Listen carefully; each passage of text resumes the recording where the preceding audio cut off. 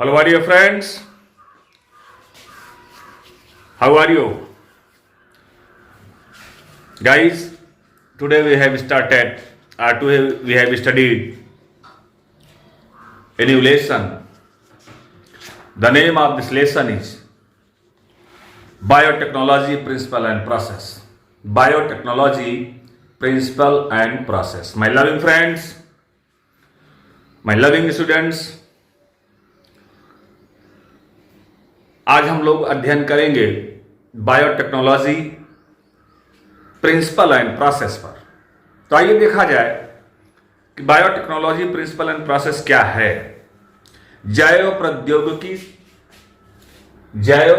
Biotechnology जैव प्रौद्योगिकी principal and process, सिद्धांत व प्रक्रम क्या है।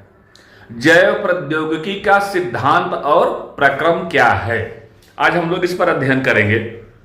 देखा जाए तो सबसे पहले हम आपको बता दें कि जब मेंडल की थियरी आई, ग्रेगर जॉन मेंडल की थियरी आई, तो मेंडल की थियरी में उन्होंने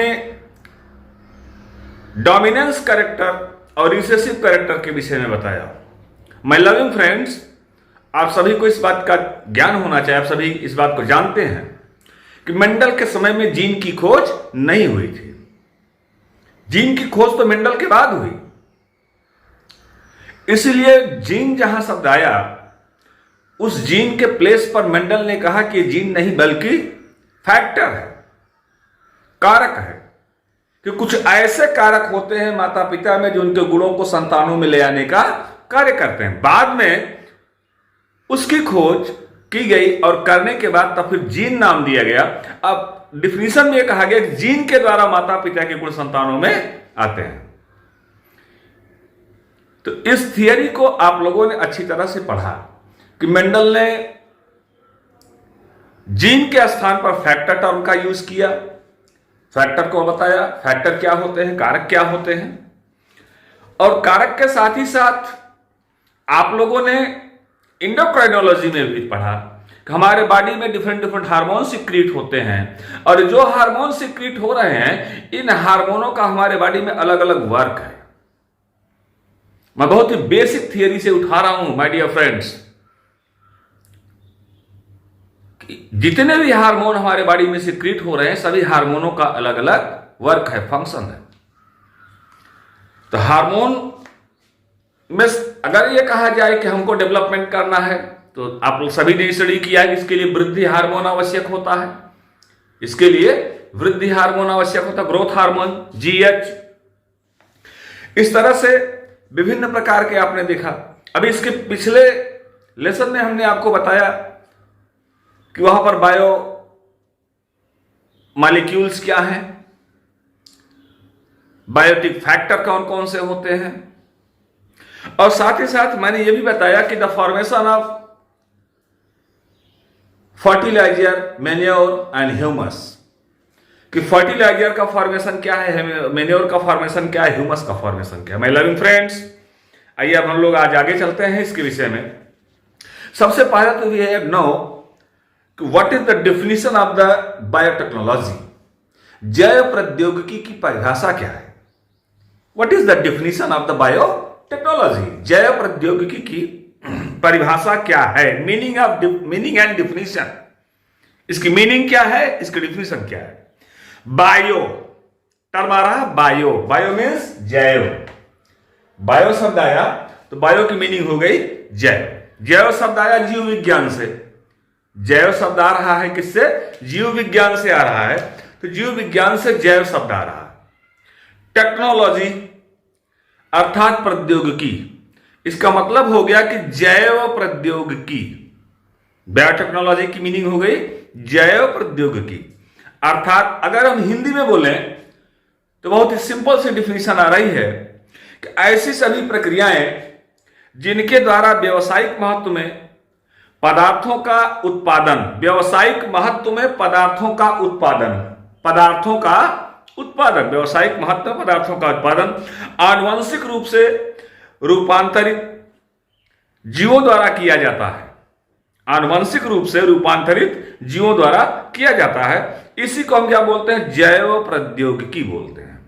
एक बार फिर से सुनना कि ऐसी सभी प्रक्रियाएं, नोट करते जाएं और सभी लोग इसको नोट करते जाएं और इसको एक एक करके लाइन बाय लाइन नोट करते जाएं कि ऐसी सभी प्रक्रियाएं जिनके द्वारा व्यावसायिक महत्व के पदार्थों का उत्पादन आनुवंशिक रूप से रूपांतरित जीवों द्वारा किया जाता है, आनुवंशिक रूप से रूपांतरित जीवों द्वारा किया जाता है, जैव प्रौद्योगिकी कहलाता है। उसी को हम बायोटेक्नोलॉजी कहते हैं। माय लविंग फ्रेंड्स, बायोटेक्नोलॉजी में सबसे पहले अगर आपको स्टडी करना है तो डीएनए वैक्सीन्स, डीएनए के टीकों का विकास कैसे हुआ, और इनविट्रो फर्टिलाइजेशन क्या होता है। इनविट्रो फर्टिलाइजेशन, जिसको कहा गया पात्र निषेचन, इनविट्रो फर्टिलाइजेशन, पात्र निषेचन। जेनेटिक सिंथेसिस कैसे होती है, जीन का संश्लेषण कैसे किया जाता है, और डिफेक्टेड जीन को जो है सुधारा कैसे जाता है, डिफेक्टेड जीन को सुधारा कैसे जाता है। तो इन्हीं सभी का अध्ययन हमको करना है इसमें कि दोष मुक्त जीन को हम कैसे सुधार सकते हैं, दोष युक्त जो जीन है, जो जीन दोष युक्त है उसको हम कैसे सुधार सकते हैं, दोष मुक्त कैसे बना सकते हैं, इसी पर डिस्कस किया जा रहा है। तो यहां पर सबसे पहले हम आपको ये बताना चाहेंगे कि अध्ययन की श्रेणी में अगर चलें तो सबसे पहले यूरोपीय जैव प्रौद्योगिकी संघता है, यूरोपीय जैव प्रौद्योगिकी संघता है, जिसको कहा गया फेडरेशन ऑफ बायोटेक्नोलॉजी, FEB।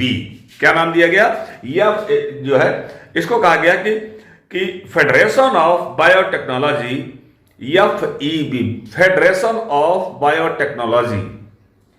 तो फेडरेशन ऑफ बायोटेक्नोलॉजी, FEB या EFB, फेडरेशन ऑफ बायोटेक्नोलॉजी। तो यहां पर आप देख रहे हैं कि यह इन्होंने जो है बायोटेक्नोलॉजी की जो डिफिनेशन दिया है उस पर ध्यान दें।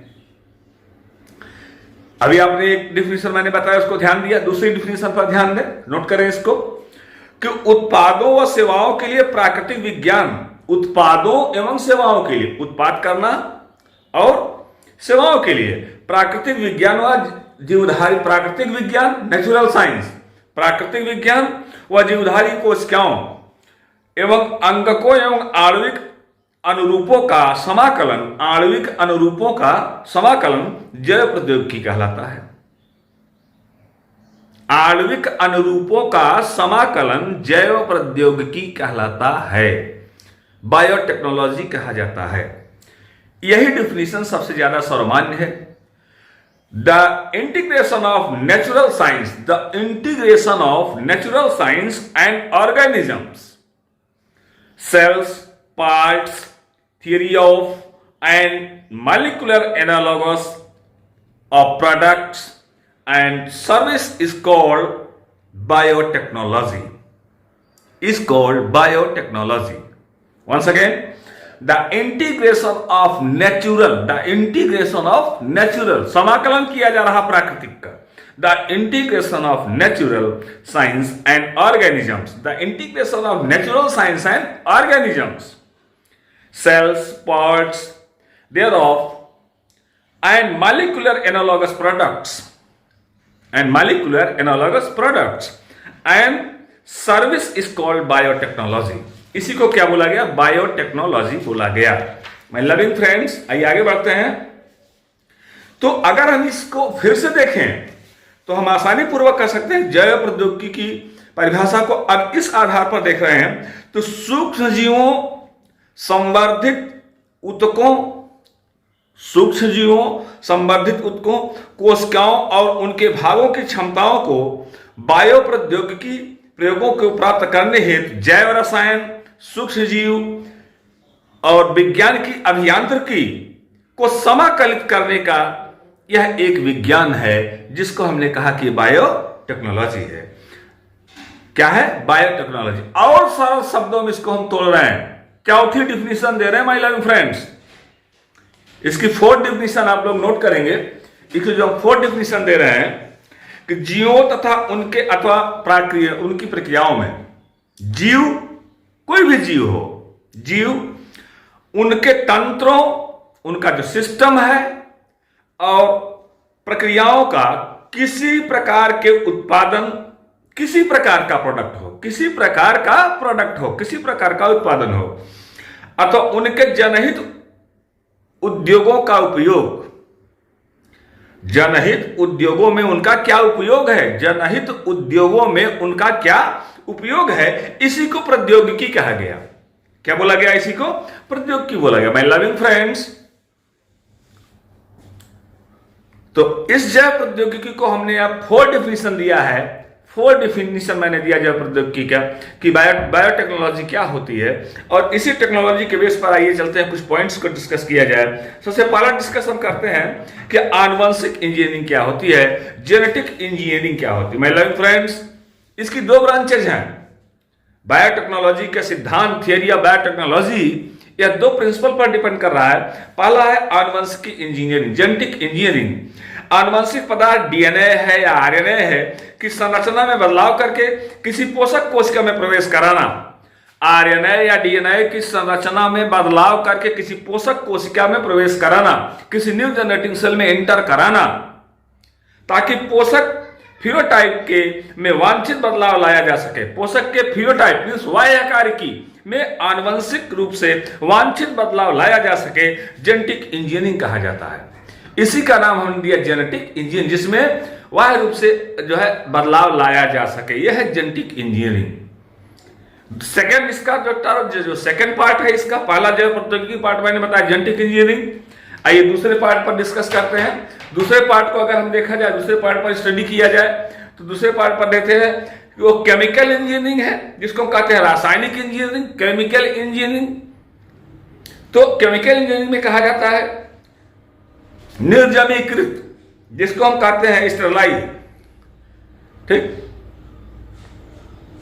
तो स्टेराइल जितने भी स्टेराइल, अनफर्टाइल स्टेराइल परिस्थितियों में सुकेंद्र की कोशिकाओं की व्यावसायिक स्तर पर या बड़े पैमाने पर, व्यावसायिक स्तर बोले तो या बड़े पैमाने पर वृद्धि द्वारा किसी जैव प्रौद्योगिकी उत्पाद, वृद्धि के द्वारा, विकास के द्वारा किसी जैव प्रौद्योगिकी का उत्पाद करना, जैसे एंजाइम हो गया या फिर एंटीबायोटिक्स हो गए, आदि प्रक्रियाओं का रासायनिक प्रक्रमों द्वारा जो उत्पादन किया जाता है, इसी रासायनिक प्रक्रमों द्वारा जो उत्पादन किया जाता है, इसको बोला जाता है जेनेटिक, जो है केमिकल जेनेटिक इंजीनियरिंग। क्या बोलते हैं? केमिकल जेनेटिक इंजीनियरिंग, और केमिकल इंजीनियरिंग बोला जाता है, रासायनिक अभियांत्रिकी बोला जाता है। माय लविंग फ्रेंड्स, आइए देखा जाए, इसमें हम सबसे पहले चलते हैं कि डीएनए का पुनर्योगज और molecular development means development of first artificial recombinant DNA. Artificial recombinant DNA, artificial ध्यान दीजिएगा, recombinant, artificial recombinant DNA molecule कि पहले कृत्रिम डीएनए मॉलिक्यूल का पुनर्योगज किस प्रकार का है, कैसे है, किस प्रकार से किया जा रहा है। तो आइए देखते हैं रिस्ट्रक्शन एंडोन्यूक्लियस के प्रोसेस पर अगर हम डिस्कस करते हैं, तो सबसे पहले इस पर जो वर्क किया सन 1972, कब वर्क किया गया इस पर? 1972 में। माय लविंग फ्रेंड्स, इस जो है हर्बर्ट बोयर ने इस पर जो है डिस्कस किया था। किसने? स्टैनले कोहेन और हर्बर्ट बोयर।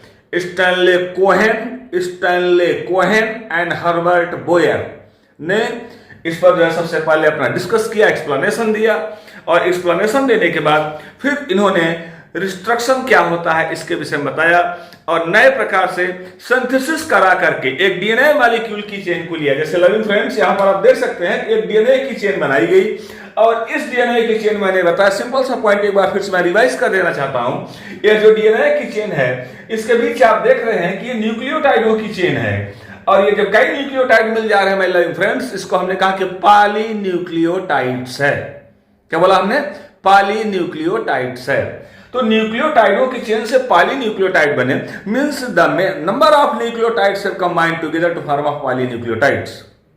क्या कहा मैंने? कि the number of nucleotides is combinised together, एक दूसरे से जुड़ गए, with the help of hydrogen bond, with the help of hydrogen bonds, hydrogen बंधों के द्वारा एक दूसरे से ये क्या कर गए, जुड़ गए। जब ये हाइड्रोजन बंधों के द्वारा एक दूसरे से जुड़े तो जुड़ करके इन्होंने जो चेन का फॉर्मेशन किया, जिस चेन को बनाया माय लविंग फ्रेंड्स, उसी चेन का नाम दिएगा पॉलीन्यूक्लियोटाइड। तो न्यूक्लियोटाइड, साइड नहीं मैं बोल रहा हूं, न्यूक्लियोसाइड अलग है, न्यूक्लियोटाइड अलग है। तो मैं न्यूक्लियोटाइड एक कंप्लीट चेन की मैं बात कर रहा हूं। पॉलीन्यूक्लियोटाइड हो गया तो एक कंप्लीट डीएनए की चेन बन गई। अब ये पॉलीन्यूक्लियोटाइडों की चेन जो बन रही है, ये चेन डबल हेलिकल बनाती है, डबल हेलिकल, द्विगुणित कुंडलनी, द्विगुणित कुंडलनी, डबल हेलिकल। तो आइए देखते हैं कि डबल हेलिकल में अगर इस प्रोसेस को ध्यान में रखा जाए तो ये इस प्रकार की ऐंठी हुई संरचना बनाते हैं, इस प्रकार की एक ऐंठी हुई संरचना का निर्माण करते हैं कि ये ऐंठी हुई संरचना इनकी इस प्रकार से बनती है।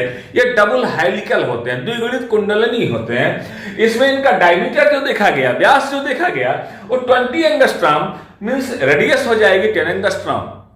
डायमीटर का हाफ होता है भाई ने, डायमीटर का हाफ ही तो होता है माय लविंग गाइस, डायमीटर का हाफ रेडियस होता है। तो रेडियस देखा गया 10 एंगस्ट्रॉम। अगर हम ये देख लें कि सिंगल जो है कॉइल की डिस्टेंस कितनी होती है तो 34 एंगस्ट्रॉम, और बॉन्ड लेंथ जो है बॉन्ड डिस्टेंस को अगर देखें तो बॉन्ड डिस्टेंस देखते हैं कि ये बॉन्ड डिस्टेंस हो जाती है 3.4 angstrom, 3.4 angstrom. My love friend, अगर ये 3.4 एंगस्ट्रॉम है और एक कॉइल में 10 बॉन्ड्स हैं तो हमने किया मल्टीप्लाई 10 कर दिया, और मल्टीप्लाई 10 किया तो यहां पर निकल गया 34 एंगस्ट्रॉम। क्लियर हो गया? तो अगर एक बॉन्ड लेंथ डीएनए की सिंगल बॉन्ड लेंथ की डिस्टेंस जो है या सिंगल बॉन्ड लेंथ 3.4 एंगस्ट्रॉम है तो सिंगल कॉइल में टोटल 10 बॉन्ड्स होते हैं। देखिएगा 9 भी होते हैं, 10 भी होते हैं, 11 भी होते हैं, 12 भी होते हैं, 13 तक बॉन्ड होते हैं माय लविंग फ्रेंड्स। तो जितने ये बॉन्ड हो रहे हैं ये अलग अलग प्रकार के डीएनए होते हैं, A DNA, B DNA, C DNA, D DNA, Z DNA. क्या कहा मैंने? A DNA, B DNA, C DNA, D DNA, Z DNA. तो इस प्रकार से अलग अलग बांडों के बेस पर और उनकी क्वाइलिंग के बेस पर, क्वाइल जो किए हुए हैं वो क्लॉकवाइज है या एंटी क्लॉकवाइज क्वाइल किए हुए हैं, किस प्रकार से उनकी क्वाइलिंग है उसी को बेस मान करके स्टडी की जाती है। तो क्वाइलिंग के बेस पर हम इसको अलग अलग प्रकार के डीएनए में नामांतरित करते हैं, जिसको आप लोग इसी हमारे YouTube चैनल अलीमुद्दीन शेख कौदरी पर हमने ऑलरेडी इस लेसन को एक्सप्लेन किया है, पढ़ाया है और अपलोड कर रखा है। और हमारा आपसे रिक्वेस्ट है कि जिन लोगों ने अभी अब तक ये डीएनए और उसके स्ट्रक्चर के विषय में जानकारी न किए हों वे हमारे इसी चैनल पर आगे जा करके, इसी चैनल पर सर्च करके आप लोग जो है उस पर डीएनए के स्ट्रक्चर को एक बार देख लीजिएगा और फिर ये थियरी आसानी से आपकी समझ में आ जाएगी। माय लविंग फ्रेंड्स, तो यहां पर आपने देखा कि मैंने इस चेन को बताया 3 to 4 कॉइल्स चलते हैं, 135 to 36 एंगस्ट्रॉम के बाद नेक्स्ट चेन इसकी स्टार्ट होती है, नेक्स्ट चेन इसकी स्टार्ट होती है, तो 3 to 4 कॉइल्स हो जाते हैं इसमें। तो यहां पर अगर आप देख रहे हैं कि एक अगर बोल दिया कि the total length of complete DNA in healthy persons, एक स्वस्थ व्यक्ति के शरीर में टोटल डीएनए कितना होता है my friend, the total length of DNA. अगर हम कहें कि एक स्वस्थ मनुष्य के शरीर में संपूर्ण डीएनए की लंबाई कितनी होती है तो इसका सीधा सा उत्तर होता है कि एक स्वस्थ मनुष्य के शरीर में संपूर्ण डीएनए की लंबाई जो होती है सूर्य से पृथ्वी के बीच की दूरी का 100 गुना होती है, सूर्य से पृथ्वी के बीच की दूरी का 100 गुना होती है स्वस्थ मनुष्य के शरीर में संपूर्ण डीएनए की लंबाई। टोटल डीएनए को एक से एक करके ऐसे जोड़ा जाए तो इतने लंबे डीएनए हमारी बॉडी में मिलते हैं। अब इतने लंबे डीएनए में आपने देखा इनका जो फॉर्मेशन हुआ है वो उनके अंदर नाइट्रोजीनस बेस आए, और आप मैंने डिस्कस भी किया है, बताया भी है कि जो नाइट्रोजीनस बेस है ये नाइट्रोजीनस बेस के 2 सब बेस होते हैं, एक को प्यूरिन बोला जाता है, दूसरे को पायरीमिडीन बोला जाता है। एक प्यूरिन बेस होता है, दूसरा पायरीमिडीन बेस होता है। प्यूरिन में एडेनिन और ग्वानिन आते हैं, पायरीमिडीन में साइटोसिन, थायमिन और यूरेसिल आते हैं। तो प्यूरिन में जो एडेनिन और ग्वानिन आ रहा है, एडेनिन ग्वानिन आ रहा है, और पायरीमिडीन में प्यूरिन बेस में आ गए, और पायरीमिडीन में आप देख रहे हैं कि साइटोसिन, थायमिन और यूरेसिल आ रहा है, ये पायरिमिडीन में आ रहे हैं माय लव फ्रेंड्स, पायरिमिडीन में आ रहे हैं। तो प्यूरिन के 2 बेस हो गए, 2 बेस हो गए, और पायरिमिडीन के 3 बेस हो गए। टोटल नंबर ऑफ बेस हो गए कितने? 5 बेस हो गए माय लव फ्रेंड्स। ये टोटल नंबर ऑफ बेस हो गए जो कितने? 5 बेस हो गए। और ये 5 बेस जो मिले ये किसके अंदर मिले? ये डीएनए मॉलिक्यूल के अंदर जो है ये नाइट्रोजनस बेस के अंतर्गत मिले।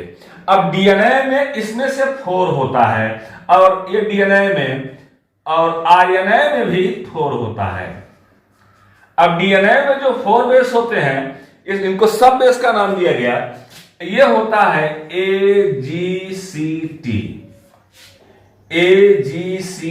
Adenine, guanine, cytosine and thymine. ये डीएनए में पाए जाते हैं। Deoxyribose nucleic acid, DNA deoxyribose nucleic acid, ये डीएनए में हो गए। आरएनए में देखा जाए AGCU। माय लविंग फ्रेंड्स, यहां पर आपने देखा कि adenine, guanine, cytosine and uracil means thymine के स्थान पर यूरेसिल पाया जा रहा है। यहां पर थायमिन नहीं पाया जा रहा है। आरएनए में थायमिन एब्सेंट होता है, थायमिन के स्थान पर क्या होता है? यूरेसिल होता है। तो ये 4 जो है बन गए।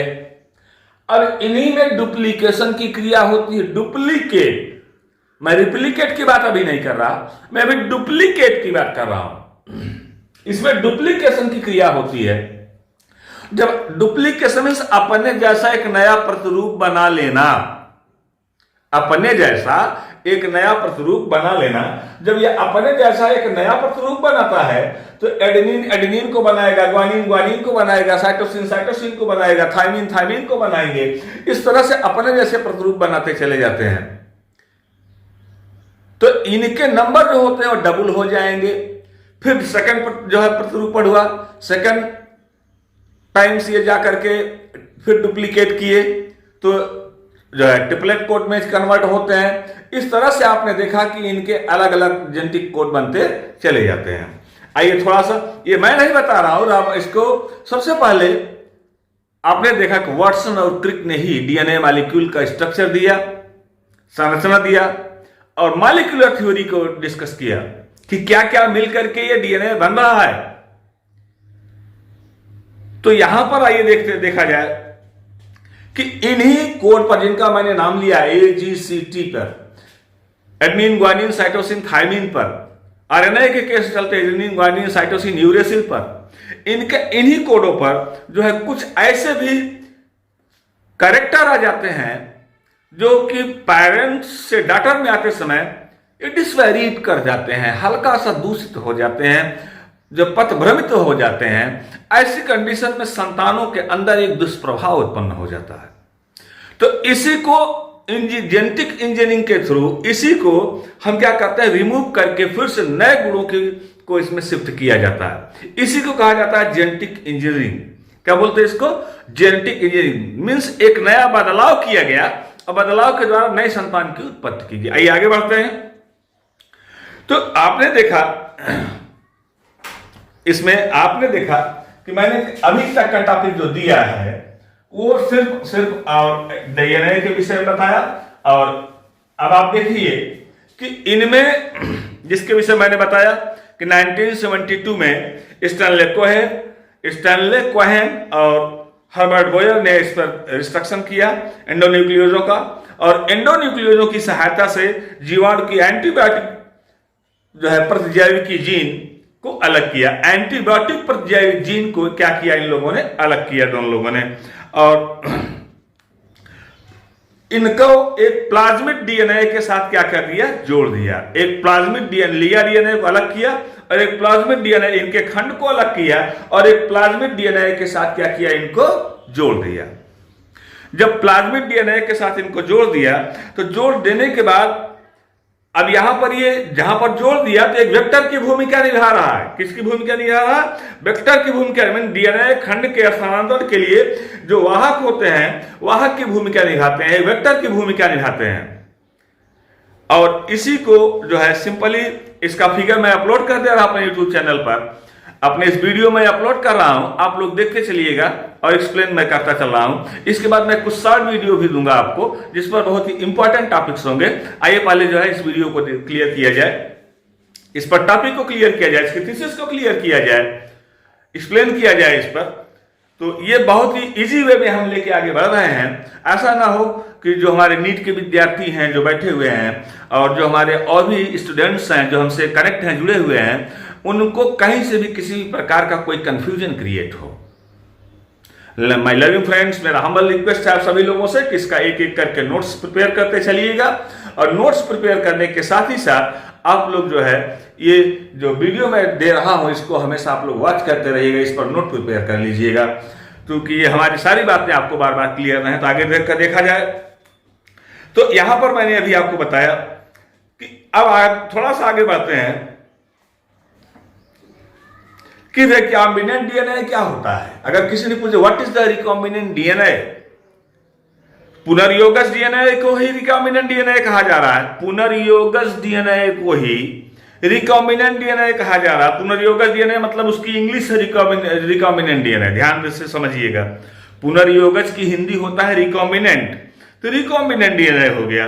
अब रिकॉम्बिनेंट डीएनए को हम लैब में कैसे प्रिपेयर कर रहे हैं, तो लैब में एक इनविट्रो पात्रे जिसको मैंने पात्रे बताया, तो पात्रे में एक ऐसे स्वप्रकृत के द्वारा प्लाज्मिड का निर्माण करते हैं जिसमें डीएनए का खंड जो होता है वो जुड़ा हुआ होता है। एक प्लाज्मिड का निर्माण किया जाता है, इसमें डीएनए का खंड जुड़ा हुआ होता है। यही डीएनए जो होता है, यही डीएनए जो जुड़ा हुआ है, इसी को हम कहते हैं कि यह पुनर्योगस डीएनए है। क्या है? पुनर्योगस डीएनए है। और आइए इस पर कुछ एग्जांपल को भी क्लियर कर लेते हैं। यह जीवाणु एसरकिया कोलाई, इकोलाई जिसको नाम दिया गया इकोलाई, ऐसे वो लिखते हैं ना मैडम, इकोलाई, ई लिखते हैं, हल्का सा पॉइंट देते हैं, इकोलाई, एसरिकिया कोलाई बोलते हैं इसको। इसे एसरिकिया हो गया, और कोलाई COLI कोली, इकोलाई बोला जाता है। साल्मोनेला के जीवाणु हो गए, इनमें एसरिकिया कोलाई और साल्मोनेला के जीवाणु में समानताएं स्थापित करता है। स्थानांतरण के बाद जीवाणु एसरिकिया कोलाई में पुनर्योगस डीएनए का स्वतंत्र रूप से प्राकृतिकरण होता है। इसका अर्थ है कि जीवाणु के अंदर इस पुनर्योगस डीएनए की अनेक प्रतिलिपियां तैयार होती हैं या तैयार हो जाती हैं। अनेक प्रतिलिपियां तैयार होती हैं या अनेक प्रतिलिपियां तैयार हो जाती हैं, होती हैं या हो जाती हैं, दोनों प्रक्रियाएं संभव हैं। और इसी के द्वारा जो है क्लोनिंग का होना जो है संभव है। क्लोनिंग इसी के द्वारा होता है। अब एक छोटे से पॉइंट पर हम डिस्कस करेंगे कि हम इन जो अभी आपने देखा कि ये जो जेनेटिक कोड रहे हैं, अब जिसको हम कहते हैं कि प्रतिबंधित एंडोन्यूक्लियस, रिस्ट्रक्शन एंडोन्यूक्लियस। अब आइए थोड़ा सा इसको देखा जाए, इसका नामकरण कैसे किया जाता है। Restriction endonuclease, my dear friends, restriction endonuclease, restriction endonuclease.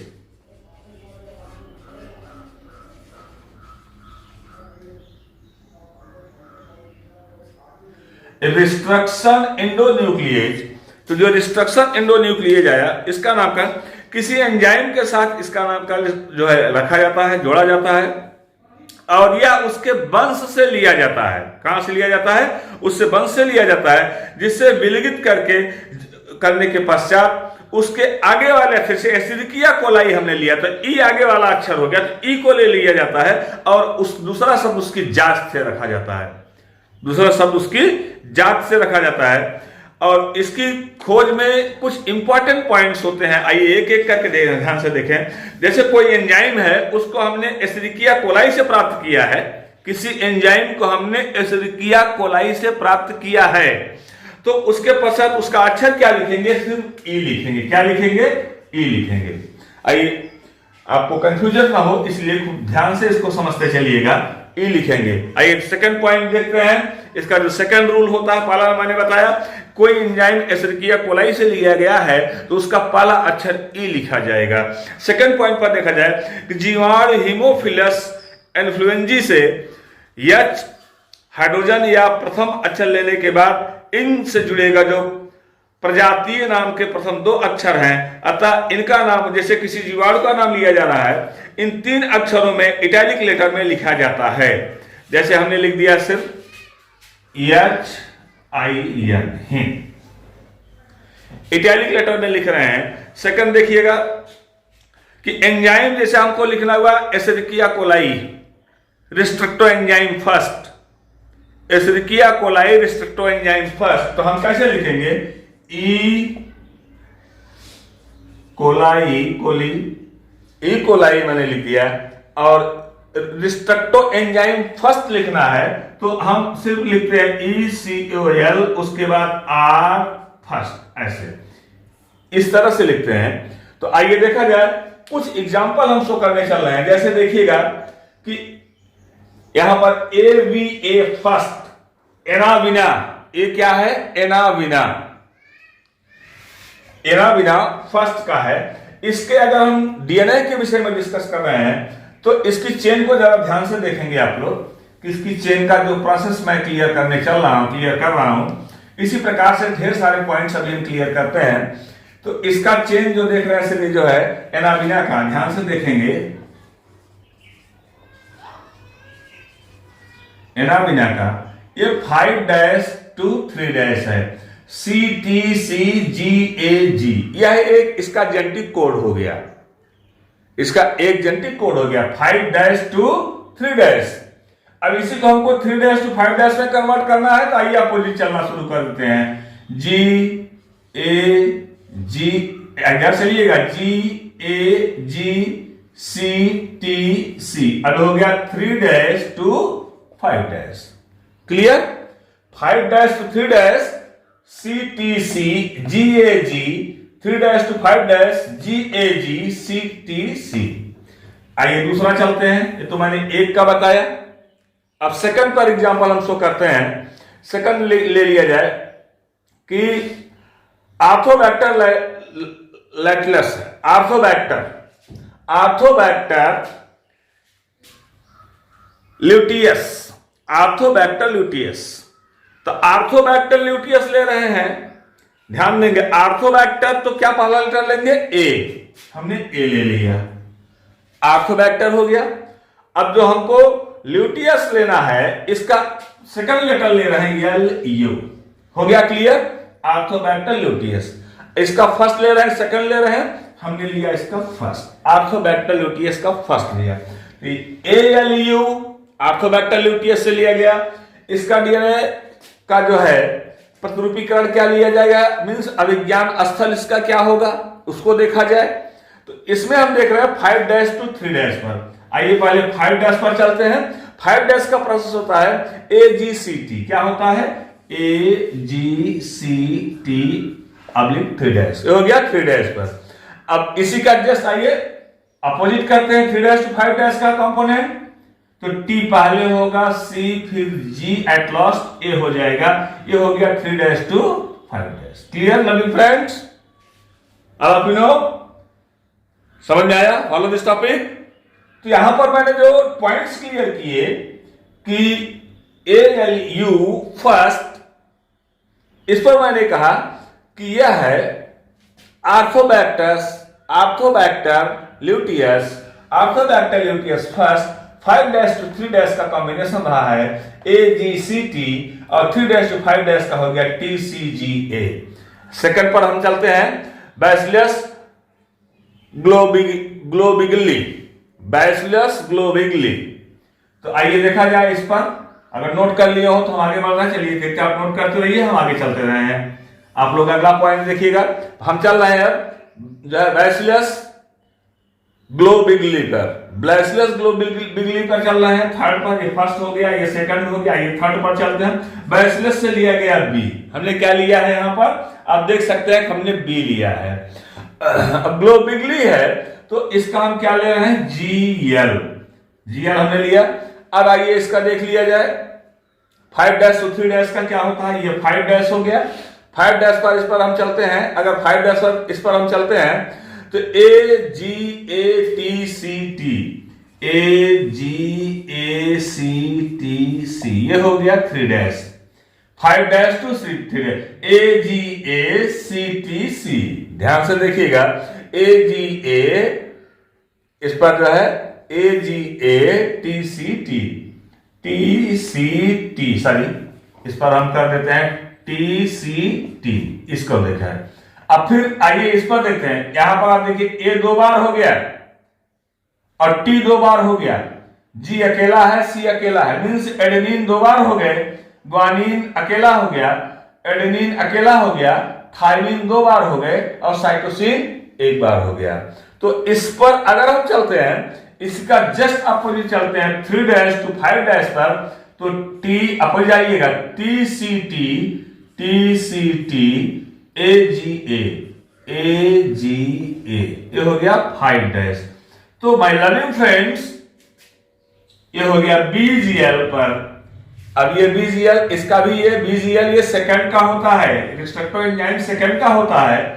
तो ये 5 डैश टू 3 डैश पर मैंने बता दिया आपको, 5 डैश टू 3 डैश की चेनिंग होगी AGATCT और 3 डैश टू 5 डैश की चेनिंग होगी TCT, AGA। ये हो गया 3 डैश टू 5 डैश। अब ये इस पर मैंने अभी आपको बताया कि ये चेनिंग का प्रोसेस होता है, और चेनिंग के प्रोसेस पर अब इससे ढेर सारे कंपोनेंट्स बनेंगे, ढेर सारे जो है जेनेटिक कोड बनेंगे, कोडान बनेंगे। अभी मैंने 3 का एग्जांपल लिया है, ऐसे ढेर सारे एग्जांपल जो है बताना चाह रहे हैं हम आपको। आइए नेक्स्ट चलते हैं, एस्चेरिचिया कोलाई पर देखा जाए, इको आर फर्स्ट पर देखा जाए, ECOR first, Escherichia coli first पर देख, ECO Escherichia coli restrictive enzyme first, इसका देखा जाए, एस्चेरिचिया कोलाई पर देखा जाए, एस्चेरिचिया कोलाई पर। तो आइए देखते हैं 5 डैश टू 3 डैश पर, GAATTC, GAATTC, ध्यान देंगे, GAATTC, ये हो गया 5 डैश टू 3 डैश। अब आइए 3 डैश टू 5 डैश पर देखा जाए, CTTAAG, ये हो गया 3 डैश टू 5 डैश।